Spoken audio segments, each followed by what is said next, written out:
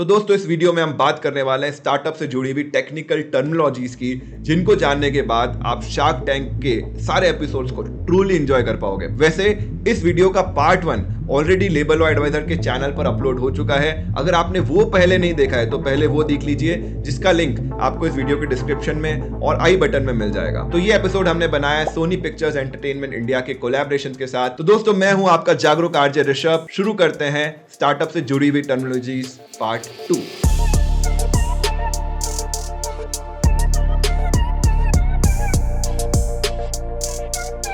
तो दोस्तों ज्यादातर स्टार्टअप शुरू में और इवन कुछ स्टार्टअप तो आईपीओ तक प्रॉफिटेबल नहीं हो पाते। ऐसे में अपनी बैलेंस शीट में प्रॉफिट नंबर तो दिखा नहीं सकते, तो कहानी बनाने के लिए बहुत सारे और टर्म्स बताए जाते हैं जो बैलेंस शीट में या न्यूज आर्टिकल्स में आप जनरली देखते होंगे। इवन शार्क टैंक में भी आपने इनमें से काफी सारी टर्म्स सुनी होगी। इस पार्ट में हम वही सारी टर्म्स डिकोड करने वाले हैं। इसका जो कैक है, कस्टमर एक्विजिशन कॉस्ट, वो बैठ नहीं पाता। सबसे पहले बात करते हैं कैक। कैक क्या है? Customer acquisition cost. मतलब हमारा जो स्टार्टअप है convert40kv.com, उसमें हमने 1 लाख रुपए गूगल पर मार्केटिंग के लगाए, जिससे हमारी वेबसाइट पर 10,000 पेड यूजर आ गए। मतलब हमारा कस्टमर एक्विजिशन कॉस्ट हुआ 1 लाख डिवाइड बाय 10,000, 10 रुपए। अब ज्यादातर स्टार्टअप्स का जो कैक रहता है ना, बहुत हाई रहता है और उनके रेवेन्यू उसके कंपैरिजन में बहुत छोटे होते हैं। तो ऐसे में स्टार्टअप्स को हर महीने नुकसान होता रहता है। इस नुकसान को क्वांटिफाई किया जाता है विद अ टर्म जिसे बोलते हैं बर्न रेट। मतलब कितना पैसा आप हर महीने जला रहे हो। मेरी बर्न रेट है 10 लाख रुपए पर मंथ, यानी साल का 1 करोड़ 20 लाख मोटा मोटा मुझे नुकसान हो रहा है फिलहाल। अब बात करते हैं ग्रॉस प्रॉफिट और नेट प्रॉफिट की। ग्रॉस प्रॉफिट कैलकुलेट किया जाता है आपके प्रोडक्ट के सेल प्राइस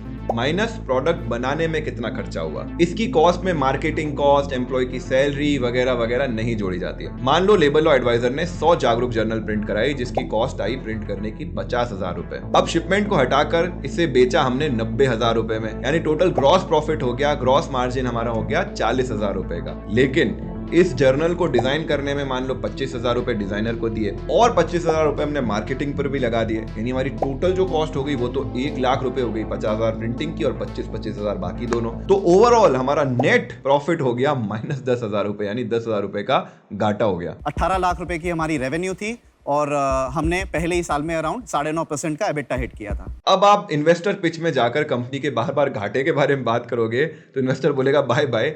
इसलिए एक और टर्म इन्वेंट की गई है जिसे बोला जाता है एबिटा, EBITDA। एबिटा मतलब earning before interest, tax, depreciation and amortisation. मतलब अगर आपने कंपनी के लिए लोन ले रखा है, उसका जो इंटरेस्ट दे रहे हो या जो आप टैक्स दे रहे हो, जो एक्चुअली आपको देना है, लेकिन अगर उन्हें नहीं देना होता तो कंपनी का पास कितना पैसा बचता, कितनी अर्निंग होती, उसे एबिटा बोला जाता है। तो बहुत सारे केस ऐसे हो सकते हैं जब कंपनी एक्चुअल में तो लॉस में है लेकिन एबिटा पॉजिटिव है। एक और ऐसी टर्म है जिसका रियल लाइफ में प्रॉफिट से कोई लेना देना नहीं है, लेकिन हर स्टार्टअप उसे यूज करता है, जिसे बोलते हैं ग्रॉस मर्चेंडाइज वैल्यू, GMV। इसको मैं एक मस्त एग्जांपल से बताता हूँ। मान लो आपकी कंपनी बेचती है 2,000 रुपए के नोट और वो बेचती है 1,500 रुपए में। अब चूंकि 2,000 रुपए का नोट आप 1,500 रुपए में बेचोगे तो बहुत सारे कस्टमर्स आ जाएंगे। आपके पास आ गए 1 लाख कस्टमर। 1 लाख कस्टमर को आपने 1,500 रुपए में 2,000 का नोट बेच दिया, यानी आपका कंपनी का टोटल रेवेन्यू हो गया 150 करोड़ रुपए, लॉस हो गया 50 करोड़ रुपए। आप बोलोगे कोई बात नहीं, लॉस की तो हमें फिक्र ही नहीं है, अभी तो हम कस्टमर एक्विजिशन कर रहे हैं। ये 50 करोड़ हमारी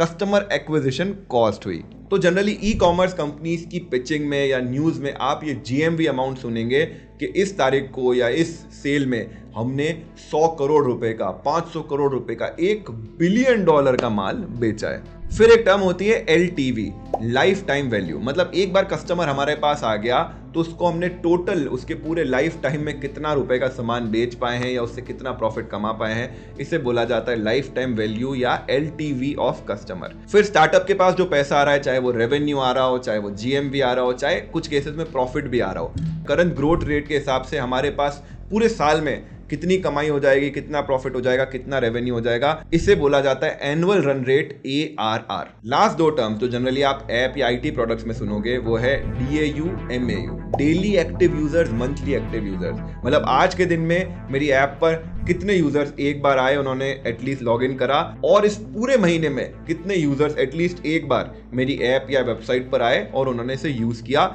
ये दोनों टर्म्स भी इन्वेस्टर बहुत ही नजदीक से देखते हैं, क्योंकि जितने ज्यादा एक्टिव यूजर्स रहेंगे उसका मतलब स्टार्टअप में उतना ज्यादा एंगेजमेंट है और इन कस्टमर्स को या तो प्रोडक्ट बेचा जा सकता है या बाद में अभी मोनेटाइज नहीं किया तो इन्हें बाद में मोनेटाइज किया जा सकता है। खैर फाइनली ये सब कर लेने के बाद भी अगर स्टार्टअप नहीं चल रहा है या वो आइडिया वर्क ही नहीं कर रहा है, 1-2 साल लगा दिए, मेहनत कर ली, तो स्टार्टअप कर देता है पिवट। क्या वो पिवट सोचा है आपने आपके बिजनेस के बारे में? पिवट मतलब अभी कुछ कर रहे हैं और हम बाद में कुछ और करने लग जाएंगे।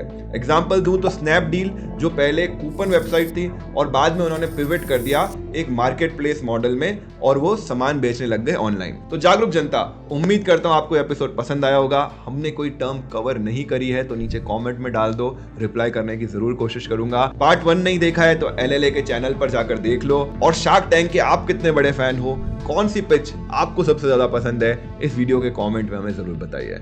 आज के एपिसोड में इतना ही। जय हिंद, साइनिंग ऑफ, योर जागरूक आरजे।